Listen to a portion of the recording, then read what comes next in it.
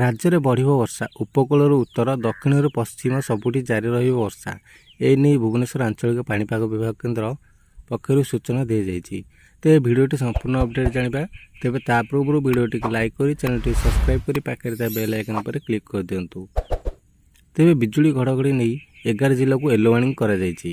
ଝାରସୁଗୁଡ଼ା, ସୁନ୍ଦରଗଡ଼, କେଉଁଝର, ଦେବଗଡ଼, ମୟୂରଭଞ୍ଜ, ବାଲେଶ୍ୱର, ଭଦ୍ରକ, ଯାଜପୁର, କେନ୍ଦ୍ରାପଡ଼ା, କଟକ ଓ ଜଗତସିଂହପୁର ଜିଲ୍ଲାକୁ ସତର୍କ ସୂଚନା ଦେଇଛି ପାଣିପାଗ ବିଭାଗ।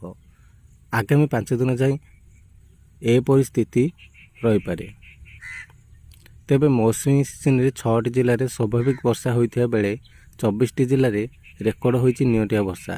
ଜୁନ୍ ମାସରେ 41% କମ୍ ବର୍ଷା ହୋଇଛି ଓ ଜୁନ୍ରୁ 1ରୁ ଏବେ ସୁଦ୍ଧା ରାଜ୍ୟରେ ସ୍ୱାଭାବିକଠାରୁ 39% କମ୍ ବର୍ଷା ହୋଇଛି। 5ଟି ଜିଲ୍ଲାରେ ସ୍ଥିତି ଅତି ଉତ୍କଟ ଏବଂ 17 ଜିଲ୍ଲାରେ 20ରୁ 69% ନିଅଣ୍ଟିଆ ବର୍ଷା ହୋଇଛି।